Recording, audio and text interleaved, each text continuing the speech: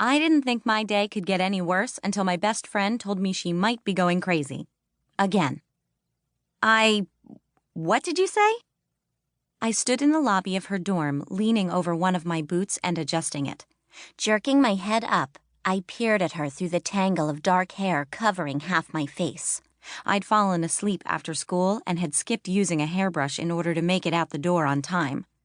Lissa's platinum blonde hair was smooth and perfect, of course, hanging over her shoulders like a bridal veil as she watched me with amusement. I said I think my pills might not be working as well anymore. I straightened up and shook the hair out of my face. What does that mean? I asked. Around us, Moroi hurried past, on their way to meet friends or go to dinner. Have you started... I lowered my voice.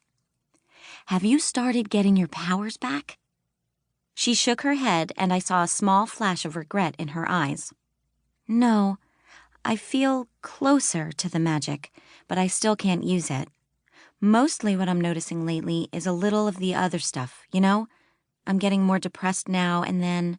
Nothing even close to what it used to be, she added hastily, seeing my face. Before she'd gone on her pills, Lissa's moods could get so low that she cut herself. It's just there a little more than it was. What about the other things you used to get? Anxiety? Delusional thinking? Lissa laughed, not taking any of this as seriously as I was. You sound like you've been reading psychiatry textbooks. I actually had been reading them. I'm just worried about you. If you think the pills aren't working anymore, we need to tell someone. No, she said hastily. I'm fine, really. They're still working, just not quite as much. I don't think we should panic yet, especially you. Not today, at least. Her change in subject worked. I'd found out an hour ago that I would be taking my qualifier today. It was an exam, or rather, an interview. All novice guardians were required to pass during junior year at St. Vladimir's Academy. Since I'd been off hiding Lissa last year, I'd missed mine. Today, I was being taken to a guardian somewhere off campus who would administer the test to me. Thanks for the notice, guys. Don't worry about me, Lissa repeated, smiling. I'll let you know if it gets worse. Okay, I said reluctantly. Just to be safe, though, I opened my senses and allowed myself to truly feel her through our psychic bond. She had been telling the truth. She was calm and happy this morning. Nothing to worry about. But, far back in her mind, I sensed a knot of dark, uneasy feelings. It wasn't consuming her or anything, but it had the same feel as the bouts of depression and anger she used to get. It was only a trickle, but I didn't like it. I didn't want it there at all. I tried pushing farther inside her to get a better feel for the emotions, and suddenly had the weird experience of touching. A sickening sort of feeling seized me, and I jerked out of her head. A small shudder ran through my body. You okay? Lissa asked, frowning. You look nauseous all of a sudden. Just nervous for the test, I lied. Hesitantly, I reached out through the bond again.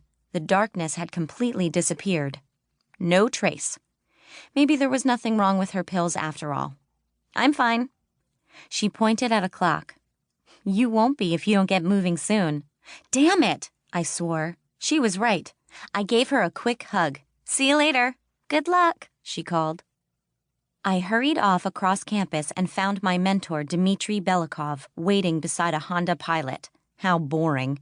I supposed I couldn't have expected us to navigate Montana mountain roads in a Porsche, but it would have been nice to have something cooler. I know, I said, seeing his face. Sorry I'm late.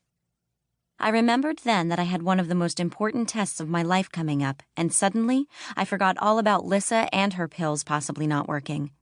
I wanted to protect her, but that wouldn't mean much if I couldn't pass high school and actually become her guardian. Dimitri stood there, looking as gorgeous as ever. The massive brick building cast long shadows over us, looming like some great beast in the dusky pre-dawn light. Around us, snow was just beginning to fall. I watched the light, crystalline flakes drift gently down. Several landed and promptly melted in his dark hair.